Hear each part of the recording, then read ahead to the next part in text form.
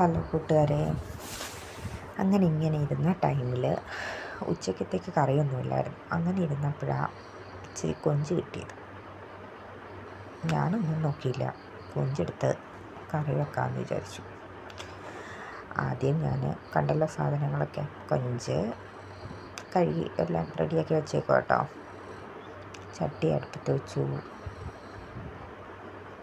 അതിനുശേഷം ഇഞ്ചി, വെളുത്തുള്ളി, കൊച്ചുള്ളിയാണ് കൂടുതലെടുത്തേക്കുന്നത് കേട്ടോ, പച്ചമുളക്, ഇവയെല്ലാം കൂടി വഴറ്റണം. ആദ്യം നമ്മൾ തേങ്ങാക്കൊത്തിട്ട് വഴറ്റിയായിരുന്നു കേട്ടോ. അതിനുശേഷം തേങ്ങാക്കൊത്തിൻ്റെ ഒരു കളറ് മാറിയ ശേഷം നമ്മൾ ബാക്കിയുള്ള വെളുത്തുള്ളിയും കൊച്ചുള്ളി, ഇഞ്ചി, പച്ചമുളക് ഇവയെല്ലാം കൂടി ഇട്ട് വഴറ്റുക. പെട്ടെന്ന് വഴലാൻ വേണ്ടി ഇച്ചിരി ഉപ്പിട്ട് കൊടുത്ത് കേട്ടോ. പിന്നെ ആകെ ഒരു തക്കാളി ഉള്ളായിരുന്നു. ആ തക്കാളി ഞാൻ വിചാരിച്ചു ഇടാമെന്ന്.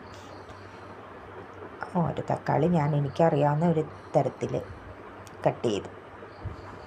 എൻ്റെ കട്ടിങ് കണ്ടപ്പം പുറകിന് വേറൊരാളൂടെ വേണ്ട ഒരു കട്ടിങ്ങുമായിട്ട് എത്തിയിട്ടുണ്ട്. അവളിരുന്ന് കട്ടിങ് ചെയ്യുക. ഞാനും അവളോട് ഒരുവിധം കട്ട് ചെയ്തു ഇട്ടു കേട്ടോ. അതിനുശേഷം നല്ലതായിട്ട് വഴറ്റുക. തക്കാളിയും കൂടിയൊക്കെ ഇടുമ്പോൾ ഒരു ഭംഗി വരും കേട്ടോ കാണാൻ. ഞാനങ്ങനെ വലിയ കുക്കിംഗ് കാര്യമൊന്നുമല്ല, ഒരുമാതിരി ഒരു അഡ്ജസ്റ്റ്മെൻറ്റിലൊക്കെ അങ്ങ് ജീവിച്ചു പോകുന്നു. പക്ഷേ ആയി വരുമ്പോൾ ഒരു ടേസ്റ്റൊക്കെ കാണും കേട്ടോ. അതിങ്ങനെ വഴറ്റുക. വഴറ്റിയ ശേഷം പിന്നെ മെയിനായിട്ട് വേണ്ടത് നമുക്ക് മുളക് പൊടി, മല്ലിപ്പൊടി, മഞ്ഞൾപ്പൊടി, ഈ ഐറ്റംസ് ആണല്ലോ. ഇത് നന്നായിട്ട് വഴണ്ട് വേണം കേട്ടോ. അതിൽ എത്രത്തോളം എണ്ണയിലിട്ട് വഴറ്റുന്നോ അതനുസരിച്ചാണ് അതിൻ്റെ ടേസ്റ്റ്. പിന്നെ 2 സ്പൂണ് മുളക് പൊടി, 1 സ്പൂണ് മല്ലിപ്പൊടി, ഞാൻ ഇച്ചിരി ചിക്കൻ മസാലയും കൂടി ഇടും കേട്ടോ. ചിക്കൻ മസാല, ഒരു നുള്ള് മല്ലിപ്പൊടി, ഇവയെല്ലാം കൂടി ഇടുക.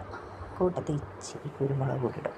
ഇതുമെല്ലാം കൂടി ഇട്ട് വഴറ്റി അതിൻ്റെ ആ പച്ച ചുവ മാറുന്നിടം വരെ അതിട്ട് വഴറ്റണം. വഴറ്റിയ ശേഷം നമ്മൾ ആവശ്യത്തിനുള്ള വെള്ളം ഒഴിച്ച് കൊടുക്കുക. വെള്ളം ഒരുമാതിരി ഒഴിച്ച് കൊടുത്ത ശേഷം അതൊരു നിരപ്പിലെ വെള്ളമായി കഴിയുമ്പോഴത്തേക്കിന്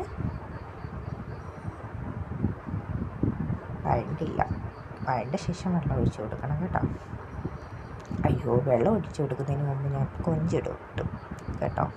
കൊഞ്ചിട്ടോട് വഴറ്റണം. കൊഞ്ചിനകത്ത് ഇച്ചിരി വെള്ളം കാണുമല്ലോ, അതിന് ശേഷമാണ് വെള്ളം ഒഴിച്ച് കൊടുക്കേണ്ടത് കേട്ടോ. കൊഞ്ചിട്ടിട്ട് ഒന്നുകൂടെ, അപ്പോൾ അതിനകത്ത് കൊഞ്ചിനകത്ത് ഇച്ചിരി വെള്ളമുണ്ട്, അത് ഇതായിക്കോളും. കൊഞ്ച് എത്ര സമയം ഈ പെണ്ണിന് ഇരുന്ന് ഇതാക്കിയെന്നറിയാവോ. പെണ്ണുമായിട്ട് ഇരുന്ന് ഗുസ്തി പിടിച്ച ശേഷമായി ഈ ഒരു ലെവലിലായത്. പക്ഷെ കറി ആയി വരുമ്പം നല്ല ടേസ്റ്റ്, എനിക്ക് ഏറ്റവും ഇഷ്ടമുള്ളത് കേട്ടോ. പിന്നെ വെള്ളം ഒഴിച്ച് കൊടുക്കുക. വെള്ളം ഒഴിച്ച ശേഷം അത് ഒന്നുകൂടെ ഒന്ന് ഇളക്കി എല്ലാം കൂടി യോജിപ്പിക്കുക. അതങ്ങനെ ഇരുന്ന് യോജിച്ച് തിളയ്ക്കണം. പിന്നെ ഈ കൊഞ്ചിട്ടിട്ട് ഫ്രൈ ചെയ്യും.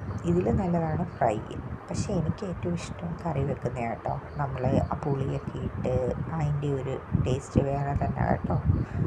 എനിക്കെപ്പോഴും ഇങ്ങനെ ചെയ്യുന്നത് തന്നെ ഇഷ്ടം. അതിങ്ങനെ വെച്ച് ഒരു പുളി, നമ്മുടെ കുടംപുളി ഒരെണ്ണം ഇടുക. ഇട്ട ശേഷം അത് തിളപ്പിക്കാൻ വെക്കുക. തിളച്ച് അതിൻ്റെ ആ ചാറ് ഒരുമാതിരി ഒന്ന് വറ്റി ഒരു കുറുകി ആ ഒരു ലെവലിൽ വരണം. ഇതാ നമ്മുടെ സ്വാദിഷ്ടമായ കറി റെഡി.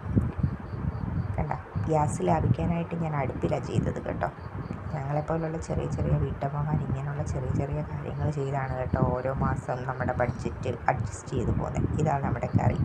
എങ്ങനെയുണ്ട് കൂട്ടുകാരെ? ടേസ്റ്റ് ഉള്ളത് കേട്ടോ.